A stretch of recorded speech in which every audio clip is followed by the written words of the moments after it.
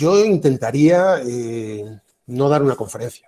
Intentaría hacer otra cosa, intentaría plantearos un diálogo, pues eso, que me interrumpáis constantemente, cuando queráis. O sea, yo soy muy pesado, hablo mucho, cuantas más veces me interrumpáis, más defensa propia tendréis para evitar que los músculos aquí empiecen a fallar, porque lo de cabecear delante de la pantalla, de la cámara de la pantalla queda fatal, porque claro, cabeceas y te quedas así y queda horrible, ¿no? Entonces, antes de que os durmáis, pues tratad de atacarme con preguntas en cualquier momento, ¿vale? O sea, interrumpidme sin ningún problema, saltad, no me hace falta que levantéis la mano, directamente si alguien quiere preguntar algo, y espero que haya preguntas, porque si al final es todo cri-cri, pues si cada vez que os pregunto solo suenan grillos, pues malo, ¿no?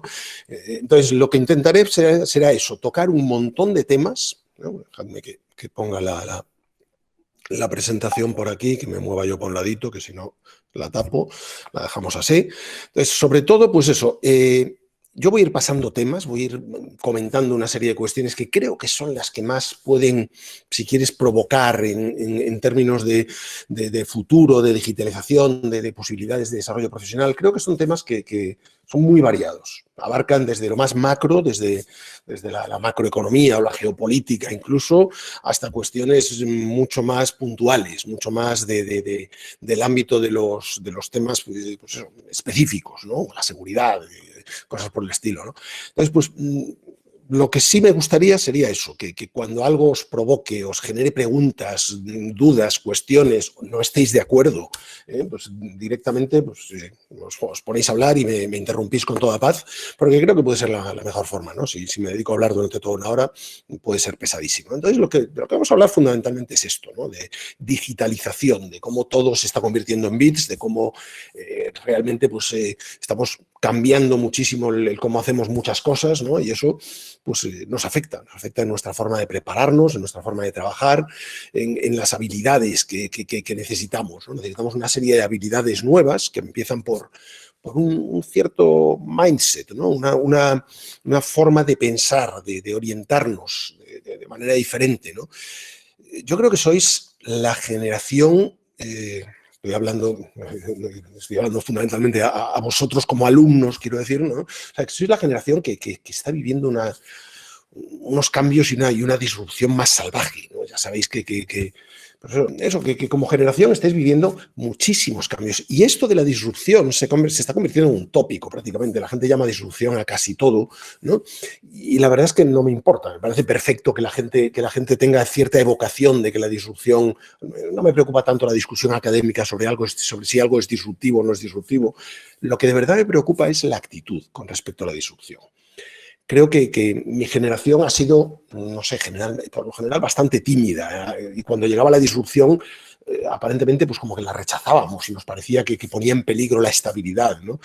Creo que la generación vuestra es más adepta, más preparada, posiblemente porque lo ha vivido más. Habéis visto más número de disrupciones, habéis visto más cuestiones, más innovación, ¿no? en vuestra vida que la que han visto muchas otras generaciones anteriores, ¿no? Entonces, me gustaría pensar que para vosotros la innovación es un estado mental. Y es algo que sois perfectamente capaces de asimilar, de probar o de encontrar atractivo, de querer probarlo, de tener el interés, la proactividad de querer probar las cosas nuevas que van saliendo, porque de ahí surgen un montón de oportunidades, ¿no? Y un montón de oportunidades, evidentemente, sería muy frívolo y muy impresentable llamar oportunidad a un bicho como este, ¿no? A una pandemia, ¿no? Una pandemia es algo terrible, es algo bueno, aquí tenéis los datos de ayer, ¿no? Los datos de ayer, pues ya vamos por encima de los 2,5 millones de muertes en el mundo, una barbaridad, 118 millones de personas afectadas, más o menos, entre hospitalizadas o asintomáticas, pero afectadas por el virus, etcétera. Pero también es curioso pensar que una pandemia tiene algo de oportunidad. O sea, vosotros estáis siendo brutalmente afectados por ella. O sea, estáis recibiendo vuestras clases de una manera completamente distinta, os estáis adaptando a otra forma de experimentar el aprendizaje. La gente que pues, a lo mejor se iba a ir de beca por ahí fuera, pues a lo mejor lo tiene mucho más difícil, de Erasmus o de lo que sea. Hay un montón de limitaciones. La hija de un amigo mío estaba haciendo sus dos años de universidad, sus últimos 2 años de universidad en el Reino Unido, y se ha quedado sin ver el Reino Unido, literalmente, porque no puede andar por ahí, ¿no? O sea, sois los pandemials, ¿no? Si antes estuvieron los millennials, ahora vosotros sois los pandemials, los que de verdad os afecta en ese momento en el cual se supone que tienes que estar viendo mundo y moviéndote y espabilando por el mundo, y de repente te encuentras confinado, ¿no? O sea, pero también tiene oportunidades, ¿no? O sea, fijaros qué curioso, ¿no? O sea, ya estamos inoculando vacunas como si no hubiera un mañana, seguramente no lo suficientemente rápido, pero tal. Y fijaros qué curioso, simplemente la necesidad del desarrollo de una vacuna nos ha llevado a una auténtica innovación brutal de un tema que llevaba mucho tiempo siendo investigado, como el ARN mensajero, ¿no? Que ahora se ha utilizado para generar estas nuevas generaciones de vacunas, no todas, pero la de Moderna, la de Pfizer, la de Johnson, por ejemplo, son vacunas que están basadas en tecnología completamente nueva, o si no nueva, que no se había utilizado, ¿no? La síntesis de proteínas a partir no del virus, sino de la secuencia del virus, nos lleva casi a homologar la biología con las ciencias de la computación. O sea, descubrir el secreto del virus, ¿no? El RNA, el ácido ribonucleico que codifica una proteína, por ejemplo, y sintetizar esa proteína e inyectarla, es algo mucho más eficiente que hacer una vacuna como la hacíamos toda la vida, ¿no? Inactivando el virus, etcétera, ¿no? Seguramente vamos a ver, gracias a esto, muchas más vacunas y mucho más eficientes, ¿no? En los próximos años, para muchísimas cosas que antes pues eran enfermedades muy complicadas, ¿no? La primera reflexión que me gustaría haceros es esa, es hasta qué punto incluso algo tan duro que nos afecta a todos tanto como una pandemia, puede ser una oportunidad. Y fundamentalmente es una oportunidad para algo muy importante. Aquí tenéis el dibujante habitual de The Economist, Cal, y este es una de sus viñetas en The Economist, y en esta viñeta lo que pinta es, como veis, pues al mundo luchando contra el coronavirus, ¿no? Ahí, pues eso, una lucha más o menos igualada dentro del ring, etcétera, pero ahí fuera, el que está esperando, ¿no? Fuera del ring, es otro púgil mucho más grande, ¿no? Que se llama cambio climático, que ya sabéis que además ya no se llama cambio climático, porque ahora hay que llamarlo por su nombre, se llama emergencia climática, ¿no? Y ahí está, ¿no? Entonces, la pandemia ha llevado a que nos demos cuenta de que tenemos una serie de problemas, ya no como civilización, no como un país, ¿no? Auténticamente como mundo entero, que tenemos que solucionar y que hemos estado muy cerca de entrar en el callejón sin salida. O sea, fijaros que durante 4 años hemos tenido a un energúmeno en la Casa Blanca, un negacionista en la Casa Blanca, y el hecho de tener un negacionista en la Casa Blanca ha llevado a que si este hombre hubiese sido elegido para un segundo término, seguramente ya no habría prácticamente nada que hacer, no habría remedio para los cambios degenerativos que está sufriendo el planeta, ¿no? O sea, afortunadamente el resultado de las elecciones fue otro. Fijaros qué curioso, ¿no? Que unas elecciones como las norteamericanas nos afecten tanto a todos, no solamente a Estados Unidos, ¿no? Y este señor, que no será necesariamente el mejor de los candidatos o el que todos debamos hacer, oh Dios mío, le hacemos la ola, etcétera, me da igual, ¿no? Pero por lo menos llega de otra manera. Llega de otra manera y ya el primer día pues dice, oye, pues vamos a arreglar muchas cosas, vamos a arreglar temas relacionados con xenofobia, vamos a volver a unirnos al Acuerdo de París, que es fundamental, ¿no? Porque este energúmeno anterior lo había abandonado, vamos a volver a entrar en la Organización Mundial de la Salud, etcétera, etcétera, ¿no? Vamos a hacer una serie de cambios que nos convierten automáticamente como planeta en más sostenibles, ¿no? En cosas que tienen bastante más lógica, ¿no? Entonces me gustaría llevaros a pensar en ese tipo de cosas, ¿no? ¿Qué vais a ver como generación? ¿Qué cambios importantes vais a ver como generación? El primero, y creo que es fundamental entenderlo, es que durante muchas generaciones anteriores, durante varios siglos, esta ha sido la fuente de energía fundamental, los combustibles fósiles, ¿eh? Y la combinación de los combustibles fósiles con otra tecnología. Los combustibles fósiles los descubrimos que podíamos hacer cosas con ellos, que podíamos destilarlos, refinarlos, utilizarlos para un montón de cosas, que eran una energía relativamente barata. Había que hacer un agujero en el suelo, sacarlo y destilarlo, ¿no? Básicamente. La combinación de esa tecnología con esta otra, ¿no? O sea, fijaros qué barbaridad, o sea, desde el punto de vista de ingeniería, lo que es esto, ¿no? O sea, conseguir que esos combustibles fósiles sean inyectados en una pequeña cámara donde se provoca una explosión controlada para que el émbolo de un pistón baje y suba de manera rítmica y accione un cigüeñal. Esto es un milagro de la ingeniería.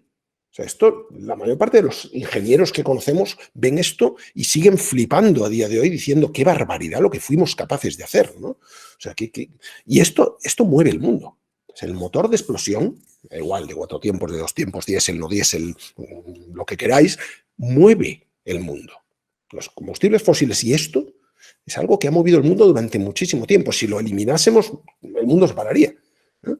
Y sin embargo, ahora sabemos muchas más cosas. O sea, como milagro de la ingeniería, por supuesto, aquí tenéis, ¿no?, el motor de un Corvette, por ejemplo, y fijaros la cantidad de piezas, este es el despiece, o sea, claro, cuando antes, como comentaba Fran hace un rato, ¿no?, que antes cuando las reuniones no eran presenciales, siempre tenías una disculpa, no, el coche me ha fallado. Con tanta pieza, ¿cómo no iba a fallar? O sea, el hecho de que hayamos conseguido una fiabilidad muy grande en los motores de este tipo y que ya la disculpa del coche me ha dejado tirado ya sea casi obsoleta, ¿no? Que sea raro que ocurra eso, ¿no? Cuando hace, pues, no sé, 10 años o 20, pues era mucho más habitual, ¿no? Es un milagro de la ingeniería. Pero claro, también sabemos ahora otra serie de cosas. Sabemos que esa combinación de combustibles fósiles y motor de explosión, pues nos han llevado a que durante mucho tiempo quien más ganaba con esos combustibles fósiles, ¿no?, las empresas petroleras, pues se dedicaron a convencernos de que esas emisiones que producían, pues no eran algo preocupante, que era algo que se podía discutir, debatible, ¿no? Y claro, que fuese debatible implicaba que no había que hacer nada, había que debatirlo, simplemente, ¿no? Entonces, durante mucho tiempo, las petroleras se han dedicado a intentar convencernos de eso. Y a forzar a toda una generación para que ignorase este problema, este cambio, y siguiese siendo devota de los, no sé, de los coches, del tener un póster de un deportivo en la habitación, etcétera, etcétera, ¿no? Cosas así. Cosa que es bastante curiosa, ¿no? Porque en realidad, si os fijáis, de lo que estamos hablando es de una industria que es lo que es, sobre todo gracias a que la subsidiamos. Y la subsidiamos de manera agresiva. O sea, los subsidios a la industria de la... Espera que me hago transparente, así podéis leer, ¿no? Los subsidios a la industria del petróleo son, pues eso, solo en Estados Unidos, pues fijaros, 5 millones de millones en un año para subsidiar a una industria que si no la subsidia, si se parase, claro, si se para el mundo. Entonces, por esa misma razón, déjame de volver a mi antiguo ser, ya soy yo otra vez, okay. Por esa misma razón estamos subsidiando una industria para que el mundo no se pare. Pero claro, eso nos lleva a lo que nos lleva, ¿no? Entonces, claro, gente de mi generación se puede permitir ser negacionista con respecto al cambio climático, a la emergencia climática, o pensar que los combustibles fósiles molan mucho y tal. Vosotros no. Vosotros no os lo podéis permitir. Primero, porque sois la última generación que puede hacer algo, ¿no? Y segundo, porque ya hay una alternativa muy clara. Y la alternativa es, pues eso, que hoy en día la energía solar es la más barata de la historia. O sea, no hay forma más barata de generar electricidad que con energía solar, ¿no? Entonces, claro, ¿por qué ocurre todo esto? Esto ocurre, pues, por una serie de cambios que son tecnológicos y que tenéis que entender. O sea, la primera cuestión importante es entender la ley de Swanson. Swanson no es una ley como tal, es una ley empírica, es una ley que se va comprobando a medida que evolucionamos. Cuantas más placas solares se fabrican, más barata es una placa solar. Fijaros qué curioso, ¿no? La reducción del precio de las placas solares. Entonces, las economías de escala aquí funcionan de una manera brutal. Y esa reducción que vais viendo marcada ahí en azul, que sigue esa línea en verde, ¿no?, esa regresión en verde, lo que tenéis es claramente la razón por la cual pues, estamos montando placas solares como si no hubiera un mañana.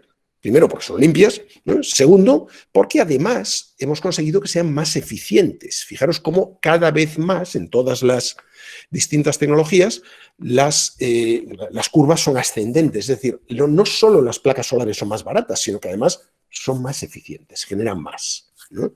Otra tecnología que estáis viendo por todas partes son las baterías y están curiosamente sujetas a una economía muy similar. Cuantas más baterías fabricamos, más baratas son las baterías, más van descendiendo de precio, ¿no? Y además lo que nos ocurre es que se convierten en más eficientes. Vamos consiguiendo hacerlas cada vez más eficientes, ¿no? Entonces, claro, con esto, ¿a dónde vamos? Pues vamos a cambiar la geopolítica de la energía. O sea, fijaros que vivimos en un mundo donde todos entendíamos que quien tenía petróleo pues tenía una gran ventaja, o no, porque ya sabéis que los recursos naturales a veces se convierten en una maldición, pero quien tenía petróleo podía venderlo y podía ganar dinero con ello, ¿no? Y ahora resulta que no va a ser así. El petróleo va a ir disminuyendo en su uso cada vez más y lo que nos vamos a encontrar es con un mapa geopolítico nuevo, ¿no? En el que seguramente los países del Golfo pues seguirán siendo potencias energéticas porque tienen mucho sol y mucho viento, ¿no? Y además de manera constante durante todo el año, ¿no? Pero habrá muchas otras dependencias distintas en ese mapa, ¿no? Que tenéis que empezar a entender. Tenéis que empezar a pensar que la geopolítica que conocisteis y con la que habéis crecido va a ser diferente, va a ser un mapa distinto, ¿no? Y eso es algo que tenéis que tener en la cabeza, ¿no? Cada vez más nos vamos dando cuenta de que la energía solar es tan eficiente que la vamos a sobredimensionar. Que la vayamos a sobredimensionar quiere decir que vamos a construir más parques solares de los que realmente necesitamos. ¿Por qué? Porque es barato construirlos, porque tienen muy poco mantenimiento, porque una vez que los has construido, están ahí generando como campeones sin que tengas que hacer demasiadas cosas con ellos, ¿no? Y entonces, ¿qué ocurre? Que vamos a llegar a un momento en el que la generación de electricidad va a ser tan barata que a lo que iremos será, si os fijáis, nada menos que a esto, que ya lo hemos vivido en las telecomunicaciones, a que la energía será tan barata que no compensará medirla y será una tarifa plana. Y tú pagarás una tarifa plana y directamente podrás utilizar la cantidad de electricidad que quieras sin caer en el abuso, evidentemente, ¿no? Sin montarte una planta de marihuana o algo por el estilo, ¿no? Pero de procesamiento de plantas de marihuana en el interior o algo por el estilo, sin entrar en abusos, pues podrás entrar tranquilamente en esa idea de todo lo que pueda ser eléctrico será eléctrico porque la electricidad será mucho más barata, ¿no? Entonces, fijaros en lo que esto puede conllevar, ¿no? Y en lo que está conllevando. De hecho, si os fijáis, esto tampoco hay quien lo lea, un momentito que lo hago más grande, ¿no? Yo creo que ni así. Estos son los objetivos de descontaminación, de reducción de dióxido de carbono marcados por la Unión Europea, ¿no? Y si os fijáis, los objetivos a lo que nos llevan, la diferencia en el objetivo de 2015 frente al objetivo de 2021, estos objetivos se miden para todos los fabricantes en función del número de coches que han vendido, del número de vehículos que han vendido, y esto es el responsable de que estén como locos ahora intentando venderos como sea un coche eléctrico. ¿Por qué? Porque si no vendes suficientes coches eléctricos, no reduces lo suficiente y viene la Unión Europea y te multa. Entonces, esta es la razón, no otra. No que sean, de hecho no están especialmente interesados en vender los coches eléctricos tecnológicamente, pero lo tienen que hacer por culpa de estos objetivos, ¿no? Entonces, fijaros lo que está ocurriendo. Sois la primera generación que de verdad empieza a ver esto como algo malo, muy malo, peligroso. Ya no sois típicamente los típicos, lo que se llamaba antes el petrol head, el apasionado por la velocidad y por el sonido del motor y tal. Eso ya hoy en día en vuestra generación se interpreta casi como una cosa choni, ¿no? Si os fijáis, ¿no? Si alguien está muy enamorado de su vehículo de gasolina, pues que se encierre con él en un garaje y que lo ponga en marcha y ya verá qué poco dura, ¿no? Estamos viviendo ya prácticamente esto que os sonará mucho de la industria del tabaco.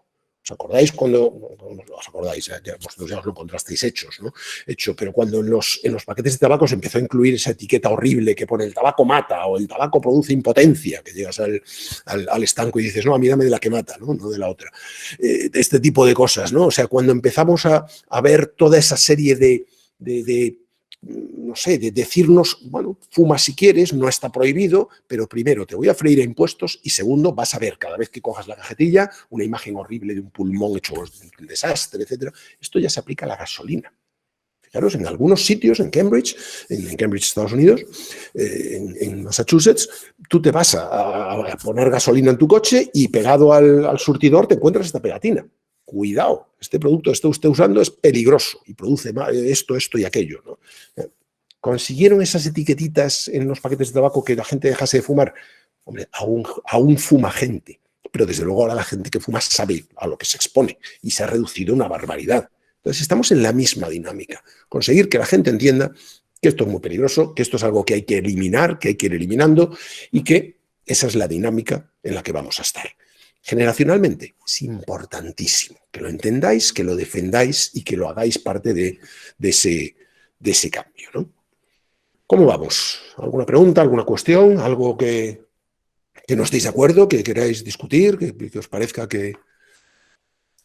Sí, adelante, adelante, Can. Que el problema de los... A ver, espera, que se me dio doble. Mejor escribo. Uy, ¿y dónde? Espera, ¿y dónde me sale? Yo te lo leo, Enrique, si quieres. Perfecto, sí, que no esté... No. Sí, si surge alguna pregunta te la voy leyendo, sí. Perfecto. O las acumulamos un poquito, quizás. Como queráis. O sea, lo que estamos viendo sobre todo es un cambio en la industria de automoción que es, bueno, que no habíamos visto nunca. O sea, que un montón de compañías se encuentren de repente con que, primero, la compañía automovilística que más vale es casi una recién llegada. Estamos hablando de compañías que tienen casi todas, pues eso, más de 50 o incluso de 100 años, ¿no? Y de repente aparece una y fijaros qué curioso, ¿no? O sea, aparece Tesla y se mete de lleno en el SP500. ¿No? Hay mucha gente que compara, de hecho, la entrada de Tesla en el SP500, que es algo que habéis visto porque acaba de ocurrir hace unos meses, ¿no? A finales del año pasado, con otra entrada en los índices, que fue la de Yahoo. Esa es la de mi generación. Mi generación, yo tenía 30 y pocos años cuando Yahoo entró en el SP500. Y fijaros lo que produjo, ¿no? Que Yahoo entrase en el SP500 fue el presagio de toda la economía.com, de toda la economía de Internet que hoy en día vivimos, ¿no? Entonces, para vosotros, la entrada de Tesla en el SP500 va a ser la llegada de esa economía de la electricidad, de esa economía del vehículo eléctrico y de la progresiva jubilación de los combustibles fósiles, ¿no? Entonces, ahí estamos. O sea, realmente es una cuestión muy del momento, ¿no? De entender en qué momento estamos. ¿Tenemos la pregunta de Can, Frank? No aparece. Así que el problema de los seres humanos es que somos cabezotas y el petróleo se va a usar de este modo hasta que se agote por completo.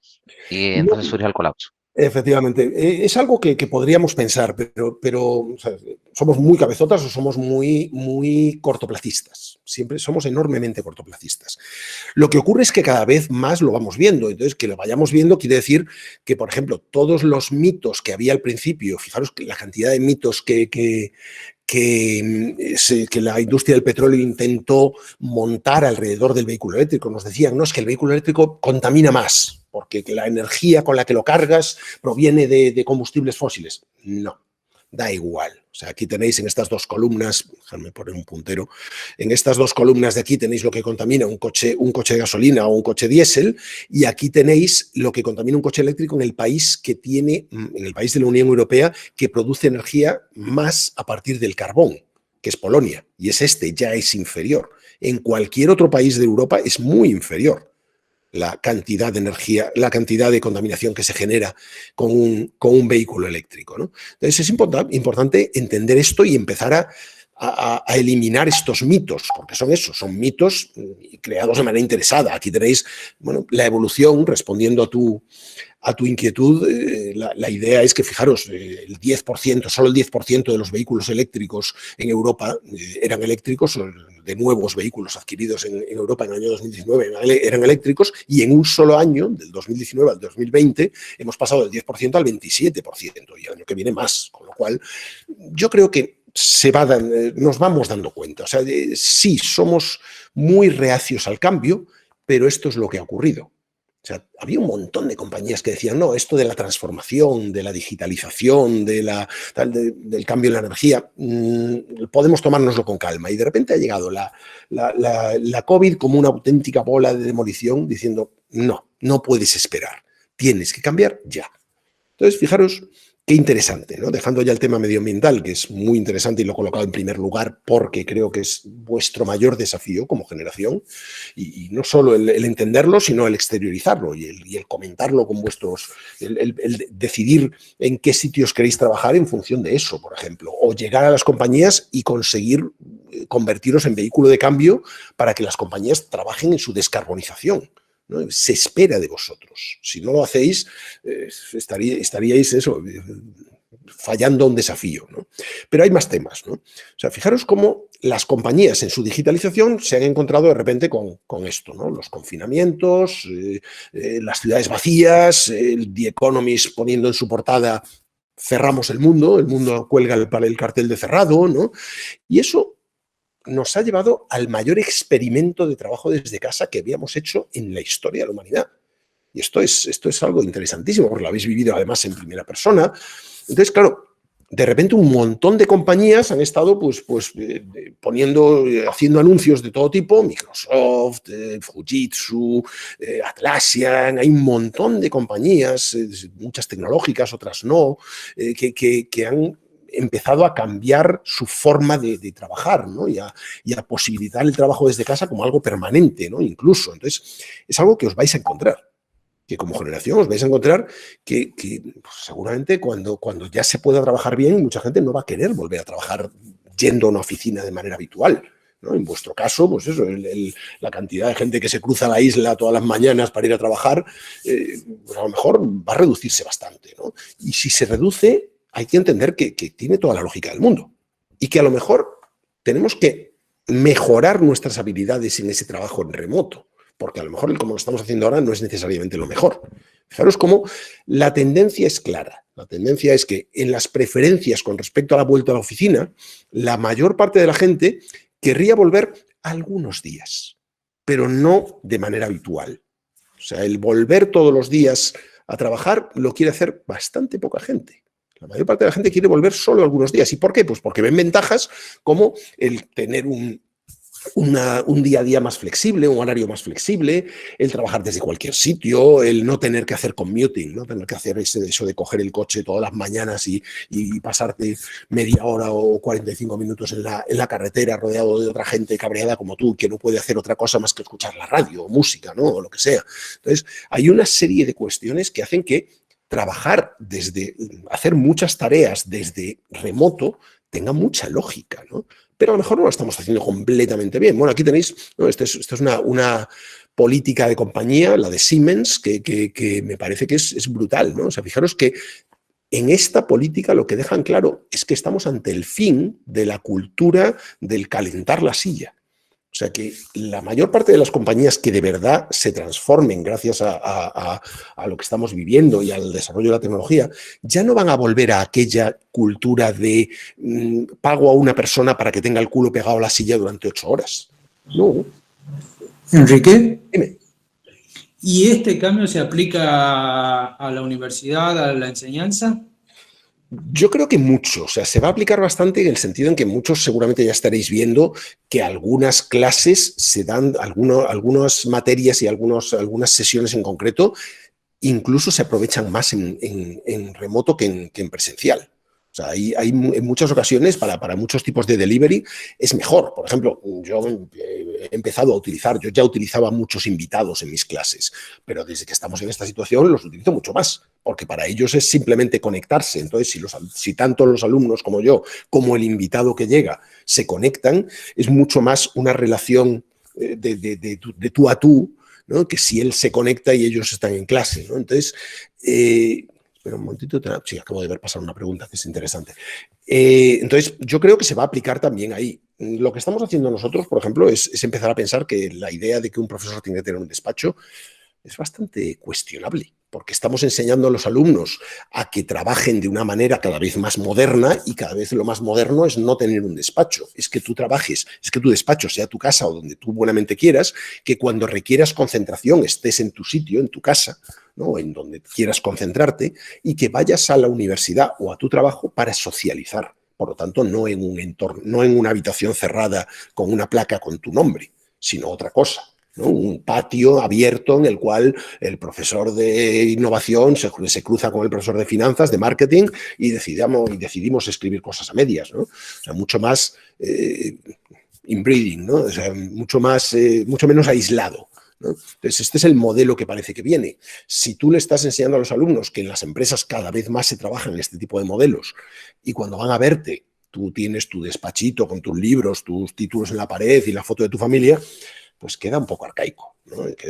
Digo esto, pero hago aquello, ¿no? Entonces, en ese sentido, yo creo que es interesante. Acabo de ver pasar una pregunta con respecto al tema anterior, con respecto a la gasolina. Efectivamente, en los países árabes es mucho más barato, es donde es más barato producir un litro de extraer realmente, producirlo es más o menos lo mismo, pero extraerlo es mucho más barato, brutalmente más barato. Estamos hablando de 17 euros por barril en cuanto a extracción, y frente a 20 o 30 y tantos o más en los países nórdicos, por ejemplo, ¿no? ¿Qué ocurre? Que efectivamente los países árabes saben lo que viene. Yo doy un in-company bienal cada 2 años, un in-company a Saudi Aramco, la petrolera más grande del mundo, y son los que más están invirtiendo precisamente en parques de energía solar, en hidrógeno, etcétera, porque saben lo que viene. Entonces, realmente sabemos que no vamos a sacar todo el petróleo que queda en el suelo, está clarísimo. De hecho, si quemásemos el petróleo que queda en el suelo, el planeta estaría completamente muerto, ¿no? O el planeta no, pero nosotros sí, el planeta es mucho más resistente que nosotros. Más cuestiones con respecto al trabajo el trabajo en remoto, ¿no? O sea, el final de la cultura del presencialismo, ¿no? Entonces, el final de esa cultura del presencialismo nos llevó al principio a pensar que, bueno, pues íbamos a trabajar desde casa, mira qué bien, pongo el ordenador aquí pegado a la ventana, tengo luz natural. En la práctica todos sabemos lo que es. En la práctica intentas trabajar en un sitio en el que está pues tu hermano pequeño moviéndose por aquí afilando un lápiz, tu padre hablando por teléfono, mientras tu madre hace un lío, ¿no? Entonces, estamos comprobando cada vez más que trabajar desde casa no implica necesariamente videoconferencia. La videoconferencia es una de las muchas maneras que tenemos de trabajar desde casa, una de ellas. Estamos comprobando que las empresas cada vez más invierten en que sus trabajadores puedan trabajar desde casa en condiciones, y muchas compañías empiezan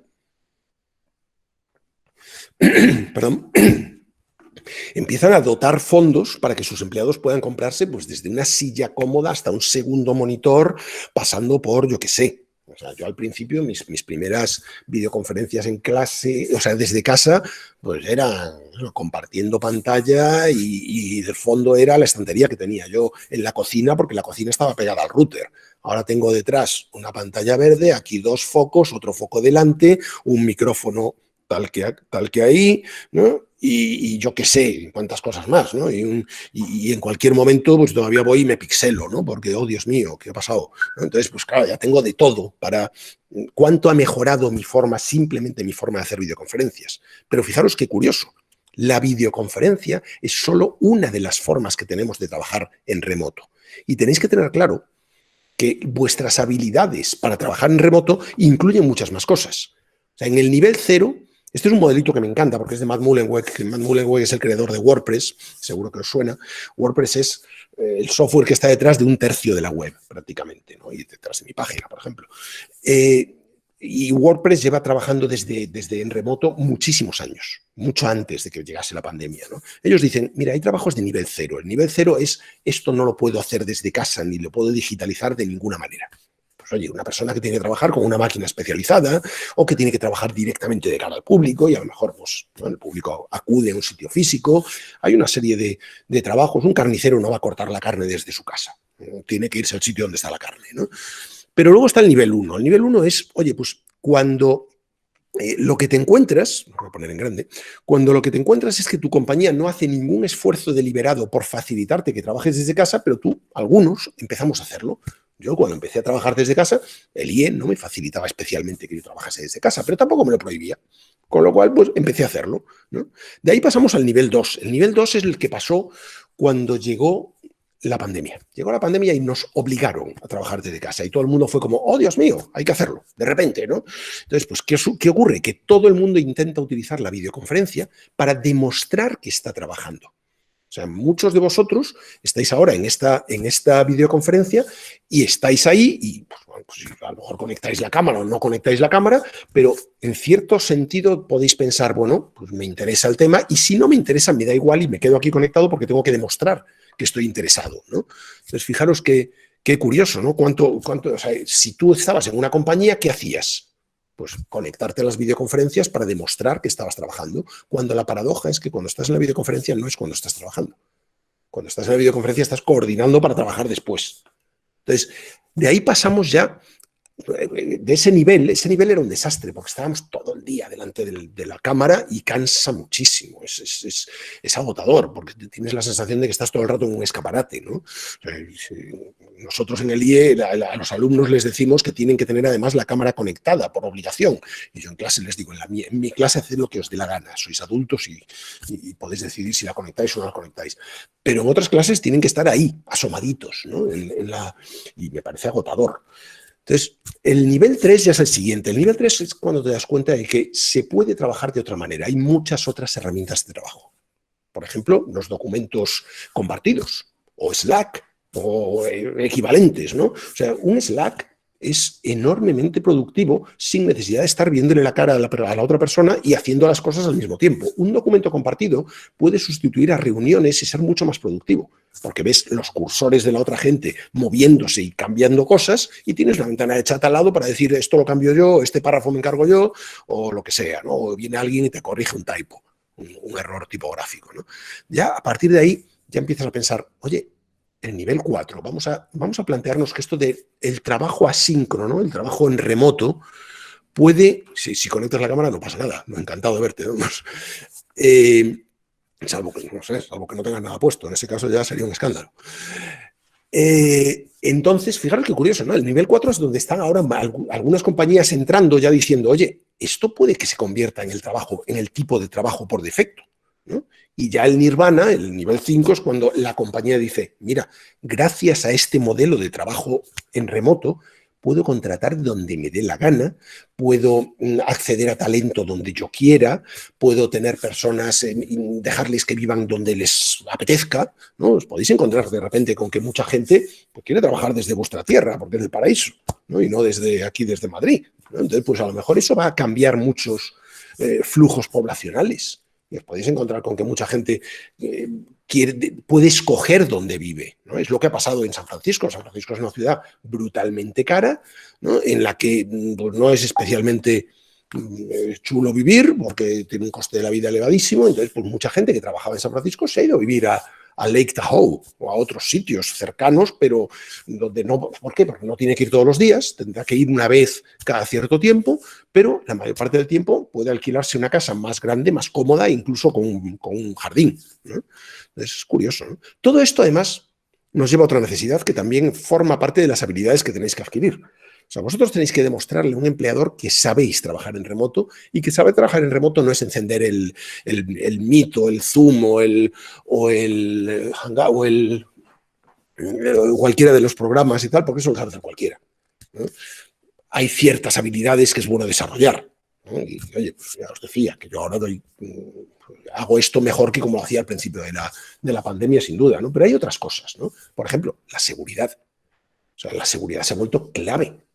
Hace poco, antes de la pandemia, la ciberseguridad era una cosa de frikis y ahora de repente la ciberseguridad es importantísima, que todo el mundo tiene que tenerla más o menos clara. Tú no puedes trabajar en remoto con un trabajador que haya puesto como contraseña la palabra password, porque no, o 1, 2, 3, 4, 5, 6.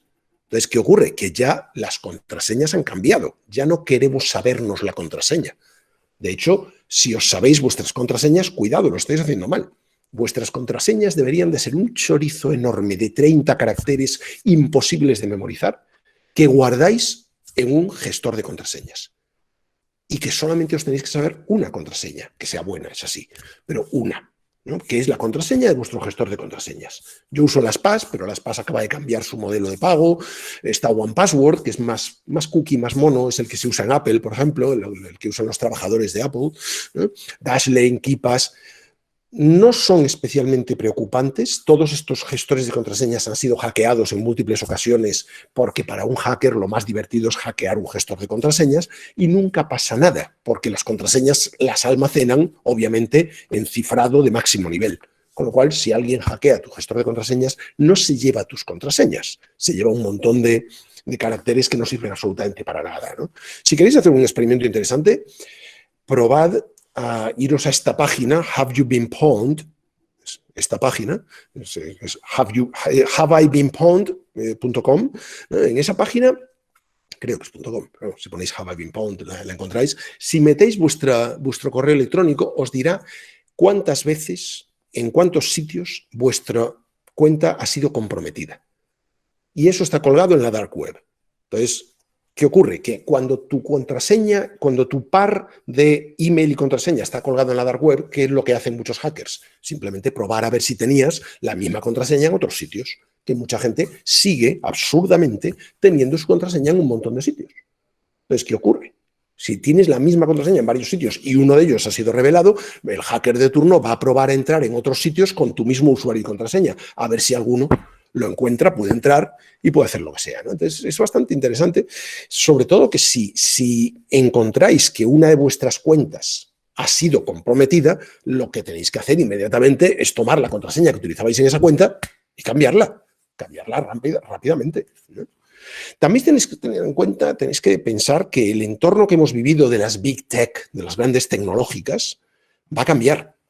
Se va a regular cada vez más. Empieza este año con el cambio de administración norteamericana, pero vais a ver una progresiva regulación de los imperios tecnológicos que va a cambiar muchas cosas, por ejemplo, con respecto a la privacidad. Sois una generación que parecía que lo quería compartir todo y estar a todas horas en redes sociales. Ahora entre vosotros ya surge gente que dice, me agotan las redes sociales, pierdo toda la privacidad, etcétera. Voy a controlar un poco esto, ¿no? Tenemos que empezar a pensar que esa idea que se normalizó en su momento, ¿no? Que tú podías estar, yo qué sé, en el salón de tu casa hablando con tu familia y de repente aparecer un tío espiando por la ventana y tú ibas a decir algo así como, nada, no te preocupes, es un marketer espiándome para crear perfiles mejores sobre mí para poder hacerme, ponerme anuncios más relevantes. Y dices, coño, esto no es normal, esto es espionaje, me siento espiado, ¿no? Esto no debería ser normal. Deberíais, ¿no?, como generación, daros cuenta, que ya lo sabéis, evidentemente, de que cuando no pagáis por un producto, el producto sois vosotros. Y esto va a cambiar mucho, ¿no? Y que Instagram es muy divertido y que bien utilizarlo para hablar con todos los amigos en los comentarios por debajo de la foto, pero que si no pagas por Instagram, Instagram está haciendo algo con tus datos y en algún momento tendremos que regular eso, ¿no? Y que ese modelo de negocio a lo mejor pues tiene sus días contados, ¿no? Es algo que deberíais darle una pequeña vuelta, ¿no? ¿Hasta qué punto vamos a ver cambios aquí? Pues Tim Wu, que es ese señor de la foto, es uno de los mayores defensores de la regulación de las grandes tecnológicas de Joe Biden, con lo cual vamos a ver cambios bastante rápido, ¿no? ¿Qué más cosas vais a ver y tenéis que entender? Yo creo que es fundamental entender el cambio en la economía, ¿no? O sea, la economía nos lleva a un punto en el que, lo he escrito hoy en un artículo, ya nada es verdad ni es mentira. El Bitcoin es más fiable que el dólar en este momento. Si os fijáis, desde que empezó la pandemia, Estados Unidos ha repartido ya cuántos cheques a sus ciudadanos para evitar que caigan por debajo del umbral de la pobreza. Un montón. Entonces, ¿de dónde salen esos cheques? De que Estados Unidos tiene la máquina de imprimir dinero. En este momento, en torno a una cuarta parte de los dólares que circulan por Estados Unidos han sido impresos este año.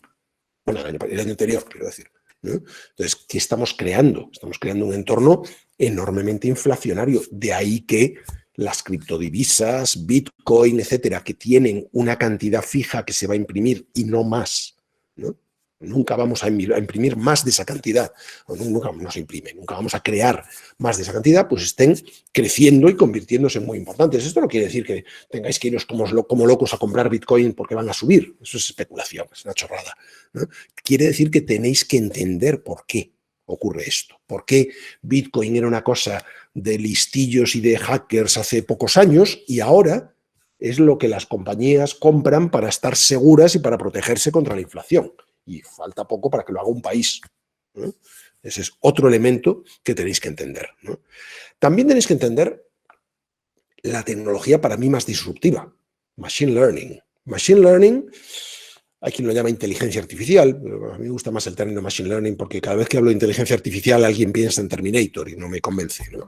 Entonces, fijaros cómo el CEO de Google dice que el impacto de esta tecnología va a ser como lo que fue en su momento la electricidad o el fuego, ¿no? Y sois vosotros, precisamente, la generación que ha visto cómo un ordenador era capaz de ganar al mejor ajedrecista del mundo, después al mejor jugador de preguntas y respuestas del Jeopardy americano, después al mejor jugador de Go en Asia, después al mejor jugador de póker. O sea, parece que nuestro orgullo como especie se ha ido al carajo directamente porque un ordenador nos gana cualquier cosa, ¿no? No lo penséis así, pensad que esto lo que demuestra es que somos muy buenos enseñando a la máquina, ¿no? Somos muy buenos dándole clase a la máquina y haciendo que la máquina aprenda a hacer cosas, ¿no? Pero pensad sobre todo que necesitáis esa línea en vuestro currículum que diga entiendo Machine Learning, soy capaz de plantearme un modelo en Machine Learning. Y que eso de plantearse un modelo en Machine Learning no tiene nada que ver con lo que muchas veces nos están enseñando en algunos sitios, que es que tenemos que aprender lenguajes de programación, Python, R, cálculo, álgebra, no sé qué. No. Aprender Machine Learning es distinto. Este es un artículo que os recomiendo de verdad un montón. Bueno, Casey es una muy buena autora en temas relacionados con Machine Learning. En este artículo lo que viene a decir es, mira, si tú vas a montar una panadería, necesitas comprar un horno y necesitas saber cómo funciona un horno. Y seguramente para comprar el horno aprendas un montón de hornos, porque los habrá mejores, peores, con estas características o con estas otras. Lo que no vas a hacer cuando montas una panadería es contratar expertos en ingeniería de electricidad para fabricar hornos. No te interesa, no es tu negocio fabricar hornos. De la misma manera, cuando hablamos de Machine Learning, ¿no?, lo que nos interesa no es hacer algoritmos desde cero, es usar herramientas que ya existen. Y el Machine Learning está ya en esta fase. Machine Learning as a Service. Cuando necesitas hacer Machine Learning, ¿qué haces? Subes tus datos a la nube y aplicas unos algoritmos que en muchos casos, en BigML, que es la compañía que utilizo yo, y estoy en su consejo estratégico, pero no me dedico a venderla, pero ¿qué ocurre? Que lo que haces es subes tus datos y todo lo que tienes que hacer es point click, abrir un menú, escoger una opción. Eso es todo. O sea, no hay que programar un algoritmo, ¿no? Dentro de poco esto será, cada vez que necesite analítica, Machine Learning, abro un grifo y sale directamente. O sea, vamos a pasar del as a service a que sea una commodity. Entonces, lo que tenéis que saber hacer realmente es gestionar datos. Es aprender cómo se gestionan los datos, arquitectura de datos, ¿no? Cómo los datos deben estar no metidos en tablas todas relacionadas entre sí, sino en tablas independientes. ¿Por qué esos datos tienen que estar en la nube? Saber utilizar la nube bien, saber, pues eso, abrir una cuenta en Amazon Web Services o en Google o en donde sea, subir los datos ahí y procesarlos ahí, es una habilidad muy apreciada. Y también por ejemplo, el entender que de todo proyecto de Machine Learning os vais a pasar la mayor parte del esfuerzo, del tiempo y del presupuesto trabajando en la recolección de datos, la limpieza y transformación de los datos, que es un pestiño, es horroroso, ¿no? y el desarrollo de la ingeniería necesaria para que esos datos funcionen. El resto son cosas que puede hacer cualquiera. Abriendo menús, escogiendo una opción y lanzando el programa adecuado en cada momento, el algoritmo adecuado en cada momento. Entonces, realmente esto cambia el cómo nos planteamos Machine Learning. Nos convierte en personas que lo que tienen que tener es sus datos y a partir de ahí darle vueltas a los datos con distintos algoritmos, con distintas herramientas, hasta que lo que salga por el otro lado tenga sentido. Es mucho más iterativo de lo que parece. Cualquiera, de verdad, o sea, creedme, cualquiera puede hacer Machine Learning y en 4 ejercicios básicos convertirse en alguien que puede poner en su currículum esa línea que dice entiendo razonablemente un modelo de Machine Learning o me puedo plantear hacer uno. ¿vale? Y es cada vez esa línea de currículum que más gente valora, ¿no? Dentro de esas nuevas habilidades que necesitamos. Por último, yo creo que lo que es importante es plantearnos que la automatización está aquí para quedarse. O sea, esto es un anuncio de IBM de hace muchos años, en el que dos personas estaban viendo una obra, una construcción, ¿no? Y uno dice a otro, fíjate, qué barbaridad, si no fuese por ese pedazo de excavadora enorme ahí, nos encontraríamos con que habría 12 personas con palas trabajando. Y en cambio ahora solo hay uno llevando la excavadora. Y el otro le contesta, pues mira, si ese es el problema que tienes, no te preocupes. Quítales las palas, dales cucharitas, y entonces vas a necesitar 200 personas. Y ya no hay paro. Me parece que hay algo que falla en esto, ¿no? En este razonamiento. No es eso lo que tenemos que hacer. Eso nos llevaría, de hecho, a lo que llaman los bullshit jobs, los trabajos que no sirven para nada, pero que hay que crearlos para que la población no se rebele, ¿no? ¿No? Entonces, esto no tiene sentido. La automatización es algo que vamos a ver sí o sí. Y seguramente lo que vamos a también a ver cómo las sociedades evolucionan hacia otros modelos. Evolucionan hacia modelos en los que el tipo de trabajo va a cambiar, todo aquello que pueda hacer una máquina lo va a hacer una máquina. Muchas personas no van a necesitar trabajar tantas horas. Muchas personas no van a necesitar trabajar, ¿no? Y eso no quiere decir que sean vagos, quiere decir que harán otras cosas, porque no hacer nada es insoportable. Harán otras cosas y habrá cada vez más modelos relacionados con la renta básica incondicional. Tú percibes un dinero por el hecho de ser tú, ¿no? Por ser una persona, y a partir de ahí decides qué haces para tener más dinero, porque vivir con el mínimo es duro. Entonces, ¿qué ocurre? Que lo que harás será buscar trabajos que de verdad te llenen, te gusten, te llamen la atención, porque si no, siempre podrás dejar de trabajar, quedarte un tiempo viviendo con el mínimo, pero prepararte para otro trabajo. Y lo que se demuestra es que, curiosamente, la gente, cuando se hacen pruebas y se le da a la gente dinero por no hacer nada, lo que hacen no es metérselo en la vena, ni bebérselo, ni nada por el estilo, ni estar todo el día jugando a videojuegos. Lo que hacen es precisamente tratar de que ese dinero les prepare para cosas que les guste más hacer, ¿no? Creo que es importante que como generación os alineéis claramente con este tipo de cuestiones o con mensajes que nos llevan. Este es el mayor consenso que ha alcanzado la humanidad en muchos años, los ODS, los Objetivos de Desarrollo Sostenible. Pensadlo. O sea, como generación, ¿cómo vais a trabajar para conseguir este tipo de cosas, ¿no?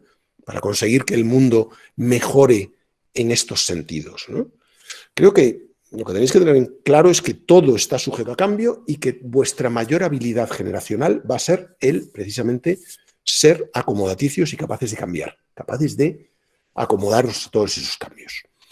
Es un poquito lo que pretendía hoy, generaros un montón de ideas, como veis, no especialmente ordenadas, un montón de chispas posibles para pensar sobre ellas, ¿no? Nos ha salido este puzzle, podríamos haber hablado de muchas cosas, podríamos haber hablado de cómo nos va a afectar, por ejemplo, pues no sé, la realidad virtual o la realidad aumentada o cosas por el estilo, ¿no? Si el futuro va a ser que estemos así, conectados a un cacharrito y trabajando, ¿no? Con una serie de cacharros que accionan distintos controles, pero nos ha salido el puzzle que nos ha salido y podríamos meter otros elementos aquí. Simplemente se trataba de, sobre todo, daros esa idea de que como generación, como pandemials que sois, ¿no? Esperemos que pronto dejemos de serlo en algún momento, ¿no? Pues vuestro mindset, vuestro desarrollo mental tiene que ser, oye, he vivido todos estos cambios en muy poco tiempo, he visto una sociedad confinada, he visto una sociedad con mascarilla, como si todo fuera tóxico, he visto un montón de... Tengo que ser capaz de acomodarme y de extraer cosas positivas. O sea, creo que es el momento de pensar que lo de verdad importante, y hoy estamos eso, en un aula de universidad, aunque sea virtual, la universidad lleva muchísimos años diciéndonos que lo importante es aprender. Y tenemos que ir a clase y aprender más conceptos y meternos más conceptos en la cabeza y estudiarlos y aprender cómo funcionan, etc. Creo que también es muy importante esto otro, desaprender. Ser capaces de desaprender y de incorporar los cambios.